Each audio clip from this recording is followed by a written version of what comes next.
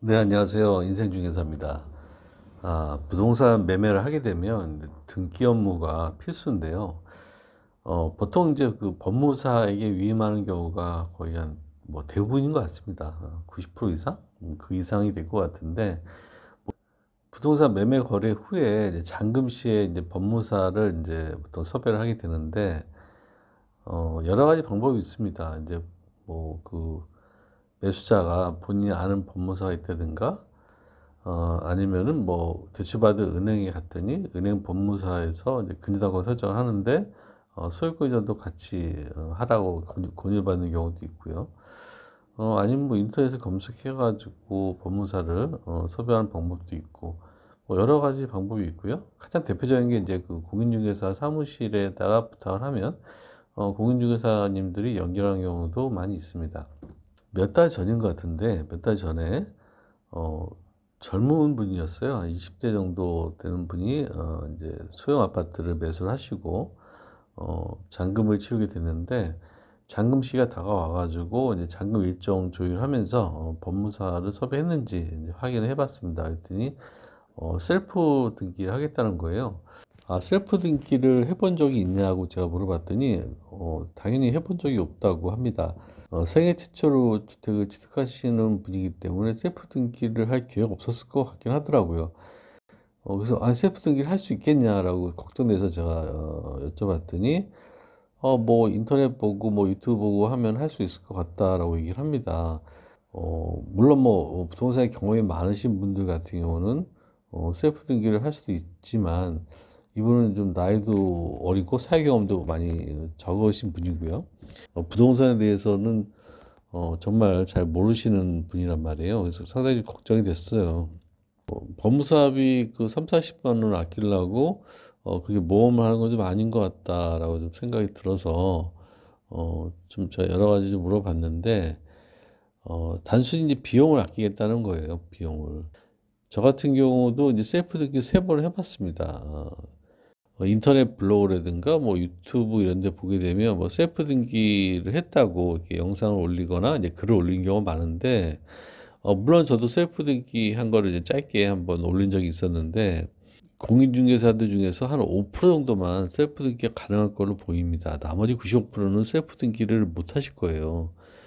어, 공인중개사인 저도 제 부동산 취득을 이제는 이제 법무사한테 맡기고 있습니다. 셀프 등기 쉽지가 않습니다. 그렇다고 뭐 셀프 등기를 하지 말라고 말씀드린 건 아니고, 셀프 등기를 하다가 실패하는 경우에 낭패를 보는 경우가 상당히 많습니다. 특히 이제 대출을 받아서 내가 그 잔금을 취하는 분들에 있어서는 은행에서도 셀프 등기에 대해서는 못하게 하고 있어요. 왜냐하면 은행에서는 그 잔금 때 그 채권 확보를 해야 되는데 셀프 등기 하다가 실패해가지고 그날 소유권자 등기를 못하게 되면 은행으로서 큰 낭패가 되거든요. 그래서 은행 대출을 받으신 분들은 셀프 등기를 아마 할 수가 없을 거예요. 은행 대출을 받지 않고 100% 내 자금으로 취득한다 하더라도 위험 요소는 또 있기 마련입니다. 잘못 또 등기를 하는 경우에 또 나중에 경정신고를 한다든가, 그걸 또 이제 정정하기 위한 그 절차도 굉장히 까다롭기 때문에, 안 하시는 게 맞는 것 같아요. 3, 40만 원 아끼려다가 나중에 큰 낭패를 보는 경우도 많이 봤습니다. 특히 어떤 분들은 그 비용을 줄이겠다고 법무사를 자기 지인이 싸게 해준다 그래서 알아봤는데 2배가 나왔어요. 알고 보니까 변호사한테 그 수임을 한 거예요. 변호사는 단가 자체가 다르기 때문에 소유권 이전 등기를 변호사한테 맡길 이유는 없거든요. 근데 지인이 아는 변호사가 있다 해서 또 그렇게 비싸게 또 하시는 분도 있었고, 그리고 또 셀프 등기 하겠다고 등기하러 갔는데 도저히 못 하겠는 거죠. 왜냐하면 해보시면 알겠지만 가나의 지자체에 가서 취득세 신고할 때부터 막막합니다. 또 은행 가서 채권 할인하는 경우도 막막하고요. 그리고 등기소 와서 접수하는 그 과정, 그 신청서 써내는 게 보통 일이 아닙니다. 부동산에 대한 전문 용어를 모르신 분들, 법률 용어를 모르신 분들은 아마 신청서 쓰는 데서부터 아마 멘탈이 나갈 거예요. 또 주변에 또 물어보고 싶어도 주변에 또 물어볼 사람도 마땅히 없습니다. 공무원들도 바쁘기 때문에 그 일일이 대응해 주지 않아요.